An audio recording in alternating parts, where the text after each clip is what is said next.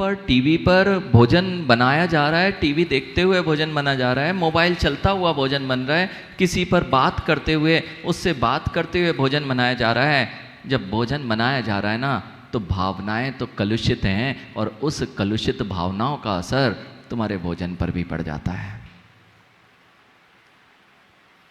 एक माँ के हाथ की रोटी में जो भावनाओं से भरी होती थी, उसका स्वाद बहुत भिन्न होता था। लेकिन आज व्यंजन के व्यंजन बनाए जाएं, फिर भी उनमें स्वाद क्यों नहीं है? क्योंकि भावनाएं कलुषित हो चुकी हैं।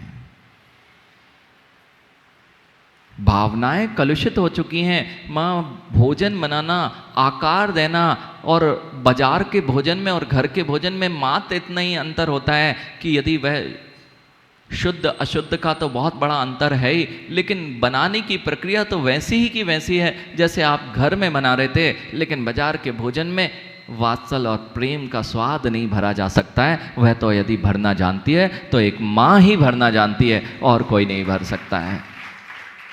इसलिए बच्चों को जो आपने परंपराएं चालू कर दी, सुबह से स्कूल भेज दिया है, वहीं स्कूल में ही ब्रेकफास्ट की व्यवस्थाएं बना दी गई हैं। माँ, वो भोजन जो था, वह भोजन मात्र पेट नहीं भरता था, वह तुम्हारे बालक के अंदर आपके प्रति वात्सल्य को भी उपजाने में कार्यकारी होता था। लेकिन सब भूलते गए और हर चीज केवल मशीन की तरह हो गई।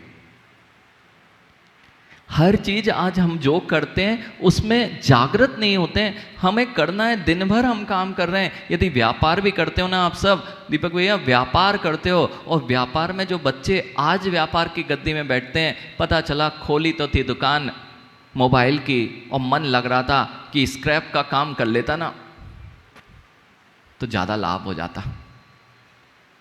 हर चीज को जागृत होकर किया जाता तो वही काम तुम्हारे लिए बहुत विशेष बन जाता।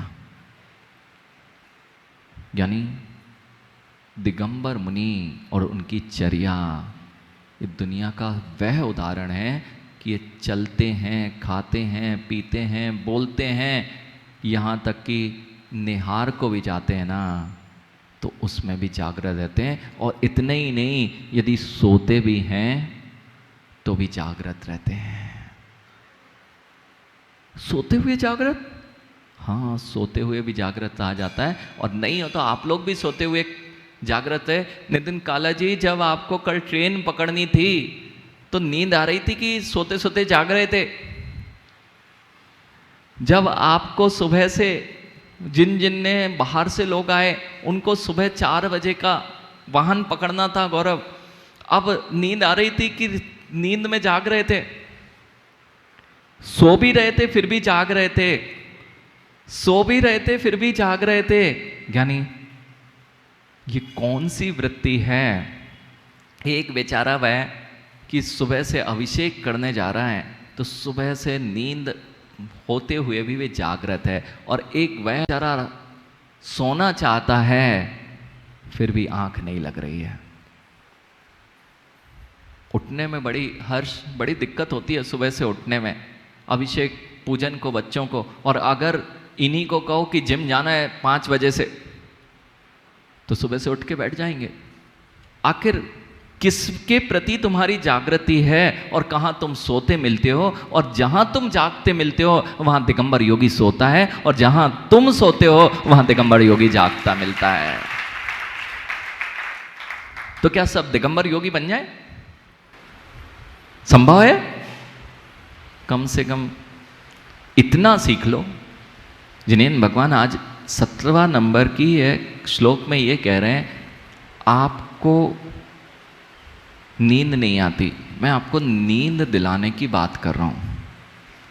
चैन से कैसे सो पाओगे? बेचैनी कैसे खत्म होगी? सब जरा अपने हृदय की धड़कन को देखना।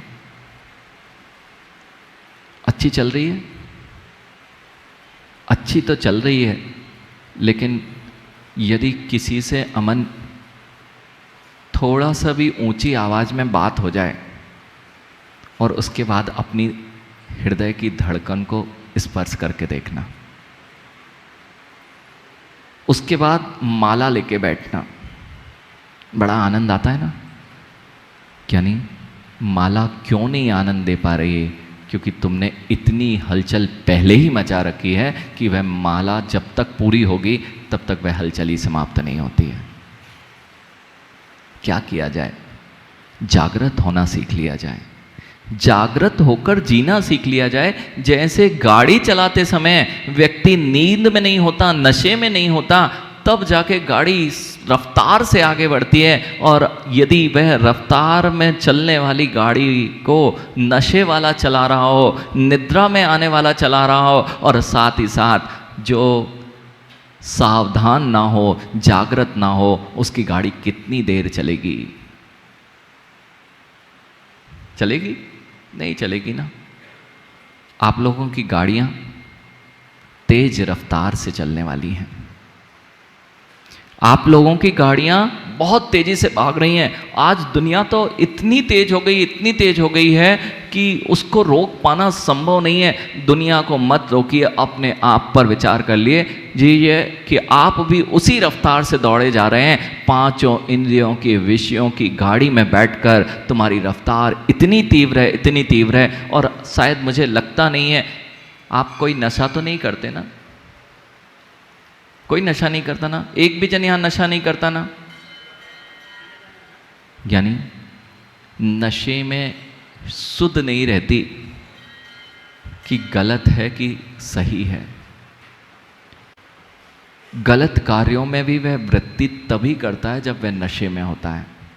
गलत को भी अच्छा तब मानता है जब वह नशे में होता है। और मैंने तो देखा आज बड़े बड़े लोग, अभी मेरे पास एक बालक आया था, आराध्य, 2 दिन पहले भीलवाड़ा से एक बालक आया था। वह मुंबई के सबसे अच्छे कॉलेज में पढ़ने गया था।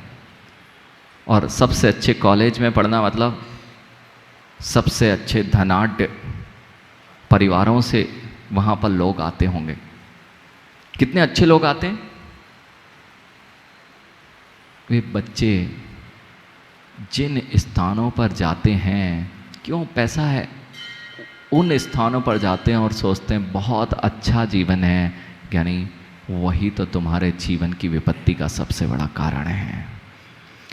नशा करते हैं। नशा तो सामान्य सी बात कर दी लोगों ने। मैं बता रहा था कि एक सामान्य सी बात है ड्रग्स का अवेलेबल हो जाना, नशा कर लेना, सिगरेट। और आज की युवा पीढ़ी में जो ये वृत्ति बढ़ती जा रही है, ये लोग अपने आप को समझदार तो समझते हैं, लेकिन मुझे लगता है अपनी ही होश खो देना और नशे में बैठ जाना, ये सबसे बड़ी अज्ञान दशा है।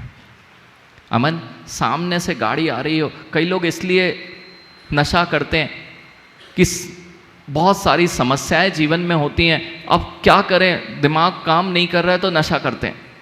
ऐसे लोग मिल जाएंगे। लेकिन ज्ञानी ऐसे वे लोग हैं जो सामने से दिख रहा है ट्रक आ रहा है, अगर ट्रक टकरा जाएगा क्या करूं? आंखें बंद कर लेता हूं। ट्रक सामने से आ रहा है, क्या करूं? कुछ समझ में नहीं आ रहा, तो कहते हैं आंखें बंद कर लेता हूं। ऐसे ही जो अपनी समस्याओं से भागने का प्रयास करते हैं और नशे से उसको दबाने का प्रयास करते हैं, वे ऐसे ही लोग हैं कि सामने से विपत्ति सामने दिख रही है और मैं कहता हूं मुझे देखना ही नहीं है, मुझे सुनना ही नहीं है, और विपत्ति में पड़ जाओगे। पहले तो बच सकते थे। मैं इतना सा आपसे पूछ रहा हूं, आप सब तो नशे में नहीं है ना? यानी हाँ, नशे वाले को अगर कोई उपदेश भी देना तो समझ में नहीं आता। एक नशे वाला था व्यक्ति, यानी आशु बाबा, वो नशे में व्यक्ति जो था, नशे के व्यक्ति को ये पता नहीं सही गलत, और वो सही को सही भी बोलता है, गलत को गलत भी बोलता है। लेकिन नशे वाला व्यक्ति इस पेन को पेन ही कहे, और दूसरा जो नशे में नहीं है वो भी इसको पेन कर रहा है। दोनों एक बात सत्य को ही बता रहे हैं ना। ये पेन ही है ना, तो किसकी बात मानी जाए? नशे वाले की मानोगे कि जो नशे में नहीं है उसकी मानोगे? दोनों एक ही बात बोल रहे हैं, पेन। नशे वाले की बात सही होने पर भी विश्वास की पात्रता नहीं रखती। इसलिए यदि न्यायालय में कोई नशे वाला व्यक्ति किसी ने देखा था, चश्मदीद गवाह था, नशा किए हुए था, वह सही बोल रहा था, फिर भी प्रमाणित नहीं था, विश्वसनीय नहीं था। अब मैं आपसे पूछ रहा हूं, आप सब नशे में तो नहीं हैं? ये कौन सा नशा है जो जीव को सत्य से पहचान नहीं होने देता? हम लोग कैसे, पता है हम लोग कैसे, एक नशे में व्यक्ति अपने घर के सामने खड़ा था, रोड पर, रोड थी बीच में और रोड के उस तरफ खड़ा था और कह रहा था मुझे अपने घर पहुंचा दो, कोई मुझे अपने घर का रास्ता बता दो। सबको पता था ये सामने रहता है, लेकिन कोई बोले कि भैया देख तेरा घर सामने है, तू चला जा। कहता है तुम लोग मुझे घुमा रहे हो, कोई भी मेरा सहायता करने वाला नहीं है, कोई भी ये बताने वाला नहीं कि मेरा घर कहाँ है।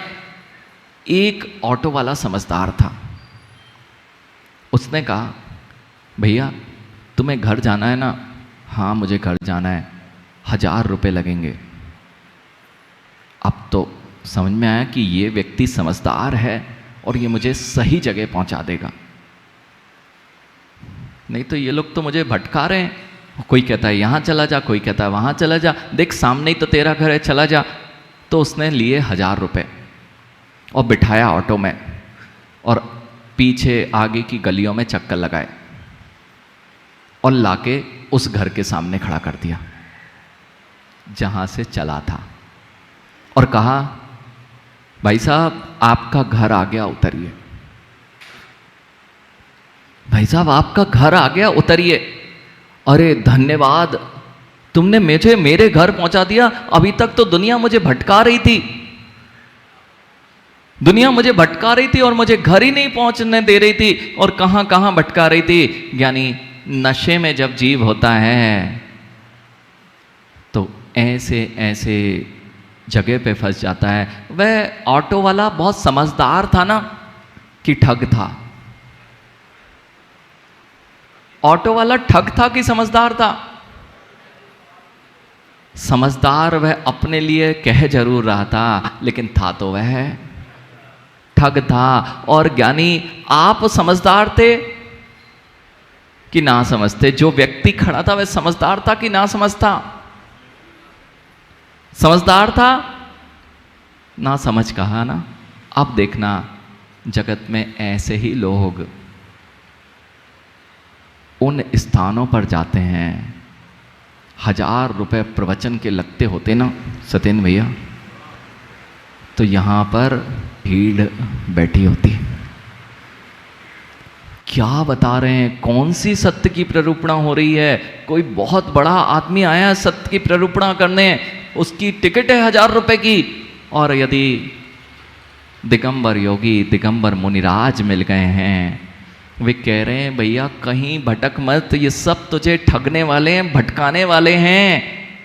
हे नशे में बैठे हुए लोगों, हे नशे में बैठे हुए लोगों, जिस द्वार पर तुम खड़े हो वही तुम्हारा द्वार है। फिर भी आज तक क्यों नहीं समझ में आ रहा है कि हम समझ ही नहीं पा रहे, कहीं और जाना ही नहीं है।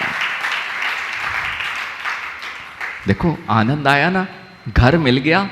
तो जैसे ही घर मिला नशे वाले व्यक्ति को, तो उसको आनंद आ गया, आहा मेरा घर पहुंच गया। मैंने भी तो आपका घर ही बताया। अभी तक तुम संसार में नशे में रहते हुए अनेक बार अनेक लोगों के द्वारा ठगे गए, और मात्र तुम्हें सत्य बिना ठगे हुए बताने वाले कोई मिले तो दिगंबर मुनिराज मिले, और वह बता रहे थे कि दर दर की ठोकर मत खाओ, दर दर की ठोकर मत खाओ। मैं तो पहले भी कह रहा था, लेकिन जब तक 1000 रुपये नहीं लगाएगा ना तो उसको समझ में नहीं आता। ऐसे ही पूरा जीवन लगा देता है ज्ञान के लिए, सत्य को समझने के लिए, लेकिन क्यों सत्य नहीं समझ में आता? उसका कारण है आप सबका नशा।